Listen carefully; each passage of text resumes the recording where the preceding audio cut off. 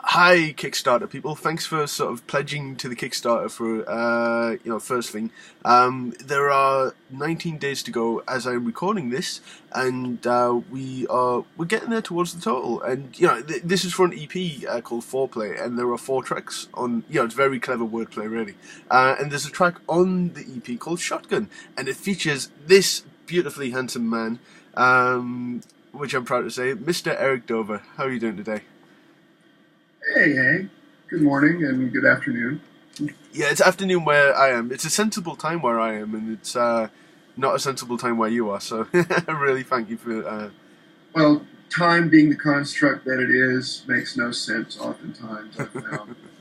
um, yeah. The reason why I'm obviously grateful that you helped out on the track and you did an amazing job. But I remember I sent you a very early version of the track a long time ago, and I remember you saying that you liked it, and I thought that you would be sort of a perfect fit for the track. So what I did was because I think the original version was probably over arranged, so I sent you a basic piano, drums, bass sort of backing track. I'm not fishing for compliments here, obviously, but like, so what did you like about the track in particular?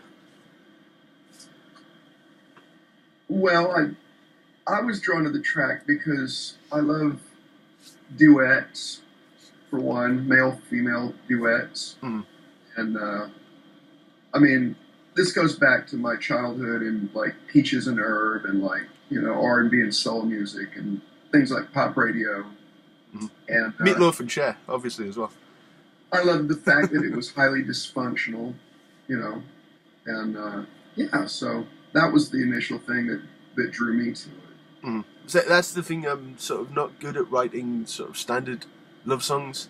It originally wasn't a duet, and then I thought it had more.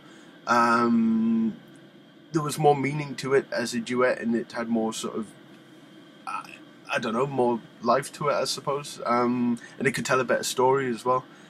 So yeah, I'm really glad that you sort of dug that. And it was kind of, it had that kind of swing beat to it. So that was kind of influenced. I mean, it was actually the original version I wrote kind of before I discovered sort of the whole power pop, jellyfish, etc. sort of thing. So I think the main influence with it would have been Queen, sort of, that Killer Queen sort of vibe.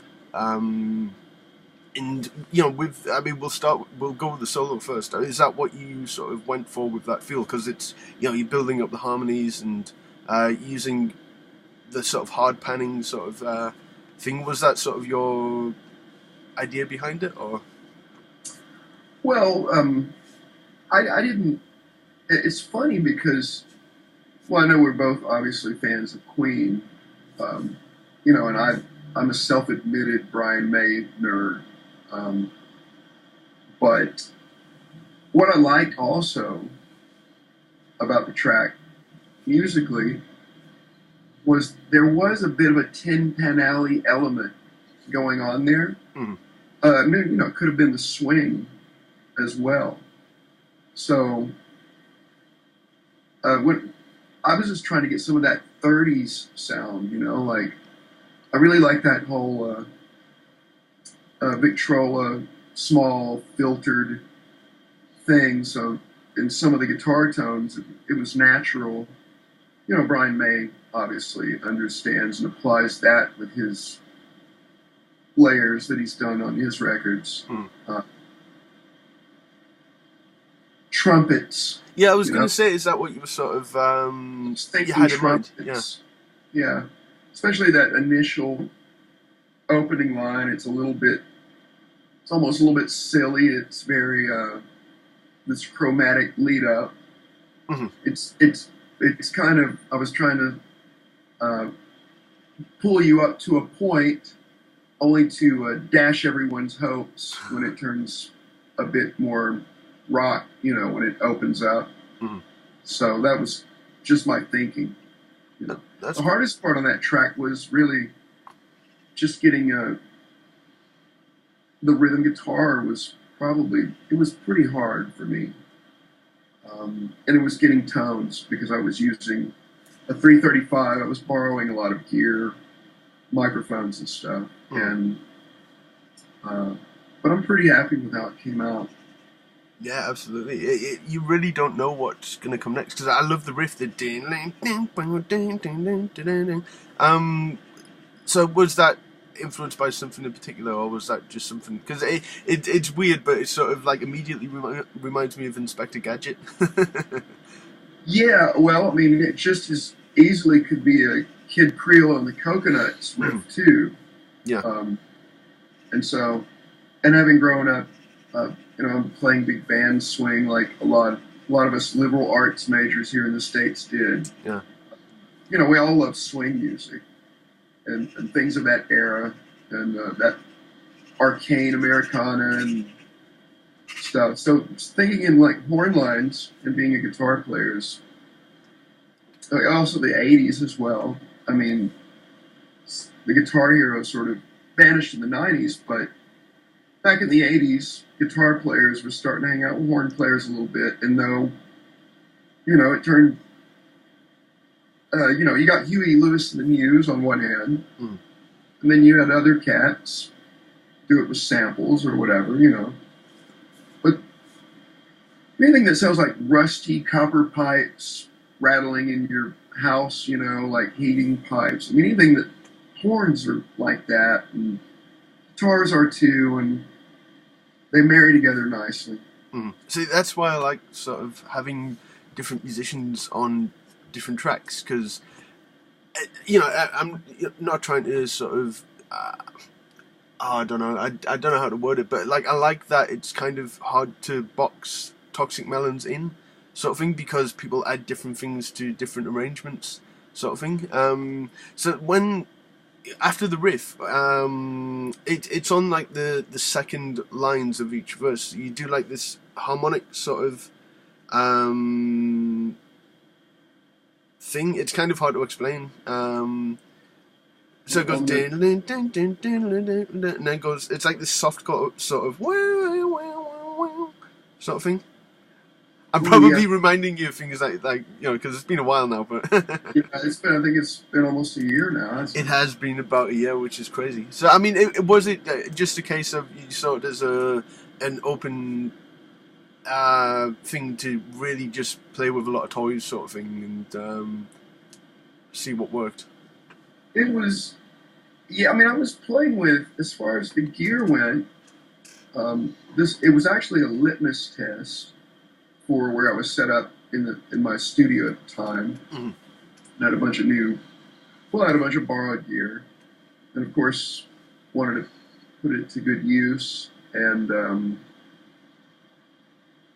as I was using the 335 and a Marshall JCM 2000, and which might not have been everyone's ideal choice, but it worked for me.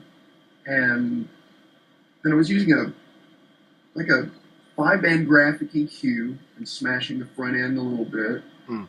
And I think I was using a Keeley compressor on the front end. And then I don't remember what I used for the solo. It was pretty loud. Yeah.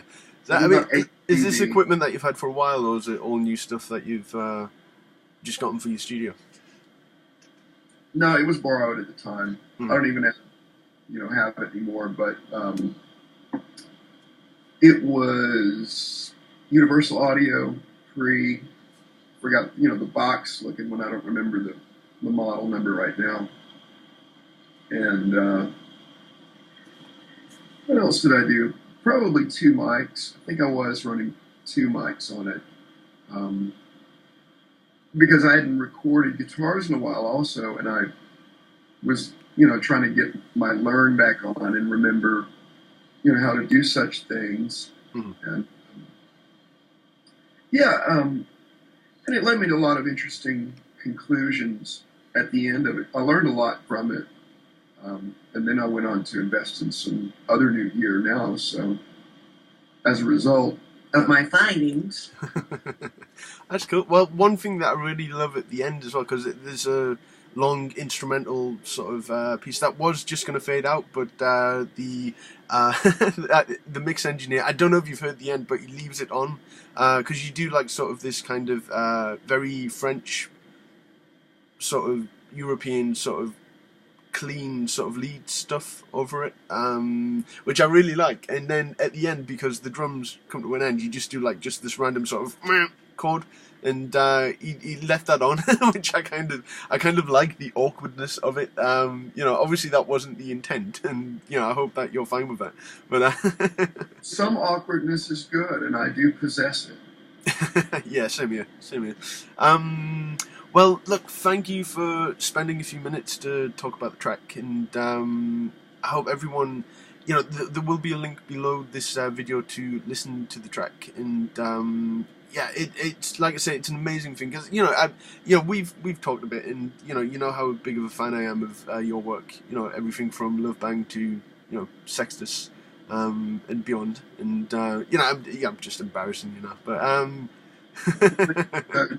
keep on. The feeling's mutual. A lot of respect for you and what you do as well. So, I wish you the best of luck with everything and the Kickstarter project. It's that's awesome. very worthy, and I hope to hear some new music from you soon. Yeah, it will be soon. Like I say, obviously you want the Kickstarter to succeed, but if it doesn't, the fact that I've been able to work with you, Roger, etc. It's a pretty cool thing, and don't think that I ever sort of take that lightly, because it's an awesome thing for me. Well, I mean, you do owe me a pint when I come over to visit. Definitely owe you a pint, yes. And I hope you do come back over soon in some capacity. Yeah. Oh, who we got? Is that Zeppo? Zeppo. Yay! Hey, son. He likes to come here and nurse on my lap. Oh, you're sweet. Does he wake you up? Oh, he's better than any alarm clock. I've got him down to the minute. 5 o'clock in the morning. Oh. Yeah, he's the real star of the video, I think.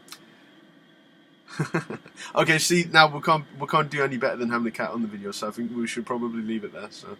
Yeah, he made an appearance, so I think we're winning here. It's too adorable. Okay. Well, the one thing, because Roger's obviously a big cat person as well, and I don't know if you saw the artwork for the EP, but it's kind of weird because a lot of interviews that I've seen Roger in, he's eating bananas. So I don't know how sort of actually famous he is for that. But when I went to see him play with Beck a few weeks ago, there was a banana on stage. And it was tremendous. I actually got more excited for the fact that there was a banana on stage, and I took sort of a selfie with me sort of pointing at the banana. And the artwork is cats and bananas, so I think that sort of sums up the EP pretty well. That sounds like a weird German word I've never heard before. Cats and bananas. Yeah, that's the thing we say. We don't. Oh well, bananas. You say bananas. Sort of, and I'm from the north as well, so we flatten our vowels quite a lot. So we don't say, in the south you may say bastard, but we say bastard. It's got more vitriol to it, and yes. Yeah. In the south, in the States, it's more like you bastard, dude, like a little bit of that. Yeah, very Madison's Riverside restaurant. Yeah. Well, they're very Madison's. Based off a real place, so all of the above is true on that. I mean, it's just taken from some real pieces of my growing up. Awesome. One day I might release that. I don't know. Yeah, see, we're getting too insider now. Now people know that you've got this unreleased banjo before. So. See, that's the thing. Now people know you've got this unreleased stuff, so there'll be Yeah, a couple of years worth. So, but that'll be changing soon. That is cool. Yeah, so you've got something coming out very, very, very soon. Then hopefully, not very, very, very soon. Very soon in Eric Dover terms, and terms could be a while, but yeah, things are coming along at a not as fast a pace right now because summertime in Los Angeles is not the time for me to be stuck in a studio. I'm sorry, I just No, no, no. I work better during the winter as well. We get so little nice weather that I yeah actually want to make the most of it. So yeah, yeah. You really just want to get out and recharge and do some of that. So, but I've been still working on things. But inspiration. You don't want to do shitty or unprepared work as well. So absolutely. there's a lot of setup and things I got to do, but Hmm. it'll all work out. Yes, well, I'm sure everyone's looking forward to it. Look, before I go, I'm going to ask you a small favour. A student who I taught last year called Sam Harley is a big fan, so could you give him a little shout out? That'd be cool. Hey Sam, how's it going? How's all the music and happening? Hope well. Anyway, good to say hello to you and say hi back. That's awesome. Yeah, he's a great guitarist. Yeah, and they've just graduated. They've just done the 2 years, and yeah, I hope that he really pursues it because he is really talented at what he does. So I'm sure that'll mean a lot to him. That's wonderful to hear. I like to hear that people pursue that passion that burns within them. Hmm. Yep. Absolutely. Okay. Well, look. Cheers, Eric. I know that you. I don't know. Again, this probably isn't like crazy time for you in the morning, but I really appreciate it. The sort of lampshade in the background makes it look like you're wearing a little fez. I really wish I had a fez. Is that the next stage look? Well, I've got a theory about this, and I can prove it with like video. Okay. What is it? Bob Walsh, Ebony Eyes. Do you remember that song from the No. '70s? No. No. So you need to go and check out that one Okay.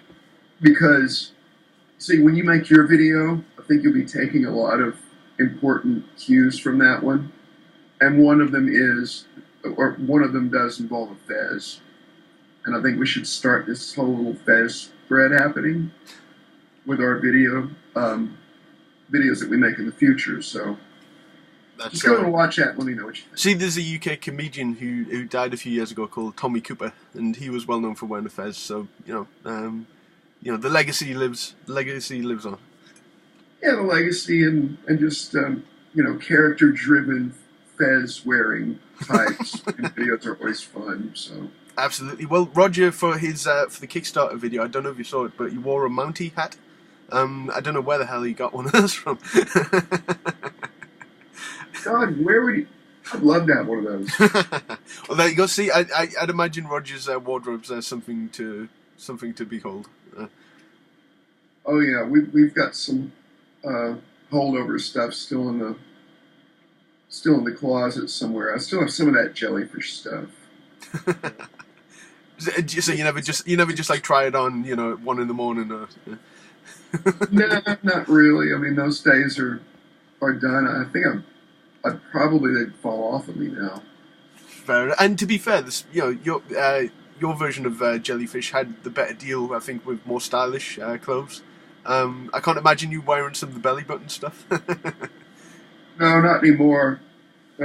Times have changed, so Yeah. That's the thing, though. It could be said that they were ahead of the time. If all that stuff came back now, it could be seen as, well, I suppose it was retro at the time, but it'd be hipster now, I suppose.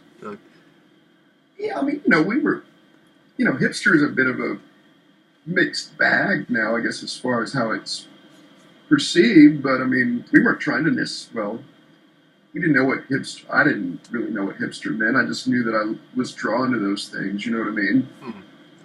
So, and it was bucking the trend. We were all about that. I mean, Yeah. I think every musician should have some streak of that in them. Absolutely. I love the one photo shoot. It may have been Jay Blakesberg, I think, where the four of you are stood in front of like a car, looking like GQ models with like the most conditioned hair I think I've ever seen. Yeah. I think we'd all just gotten stylist workovers for that shoot, if I'm not mistaken. Mhm. Well, yeah, I think that one seems to be the ladies' favourite on the Jellyfish page. So. Oh, fair enough. Yes, absolutely. And one thing that I need to do before we do actually go is I did say that I would get the photo shoot that you did for New Mistake. I've got that postcard. I need to get it blown up for you. It may be a hard thing to do, but I think because I think it's a 3D postcard, so I don't know how it'll turn out, but it'll certainly it'll at least be A4 size. Yeah, that's fantastic. Those were easily my favorite photos. I remember you saying that, and then Tim commented underneath as well, saying that it was his favorite as well. And he's got a really nice one, right? Didn't someone? I think someone gave him a print. Yeah, you should have got one of those. I would demand. Yeah, there's a lot of things I should have got, but. So yeah. Oh, and yeah. Before we definitely go, I'm looking forward to reading the book. It's finally out. Yeah, book came out finally, and yeah, we're really pleased that he got that done, and I'm sure he is as well. He had his book signing party in Portland. He did, and then Matt Kozikoff that runs the Imperial Drag website went and hung out with him for a while, and yeah, Craig's a good guy. Yeah, he was. I interviewed him for the podcast as well. He's really cool. And what was the quote that you gave me? It was a Carpenter's based quote, or me? Yeah. I think you said it. Jellyfish was like the Carpenters without all the fucking going on now. Something along those. Yeah. This genius, it just spills out of my head. Yeah, well, okay. I think that's the best way to leave it. So again, thank you for doing this, and everyone check out the Kickstarter. Features Eric and Roger, features me. So if you want it devalued, so yeah, perfect for any Jellyfish, Imperial Drag, Eric Dover, Roger Manning fan, any fans of cats as well, and any fans of feathers. Yeah, we've got it all, guys and gals. Yes. Yeah, not too many girls or Toxic Melons fans. That's what they said. They said, become a rock star, grow your hair long, and just the girls would come, and just hasn't happened. Well, have you got a cat yet? Don't have a cat. See, that's the thing. Okay. Or a pet of any sort. Mm. And, yeah, cooking, too. That helps. But I don't really cook a lot. I like to cook, but I don't have much time for it, unfortunately. Well... Kitty. I think he wants his breakfast. That's okay. Well, we must obey the cat, and that was good relationship advice from Eric Dover there. So you'd be wise to take it. So yes. Maybe he wants to say bye. I don't know. Anyway, I'll quit boring you guys. No, not at all. I drag things out far too long, so I really appreciate it. Okay, thank you, Eric, and I shall see you all soon, dear pledges. Thank you very much.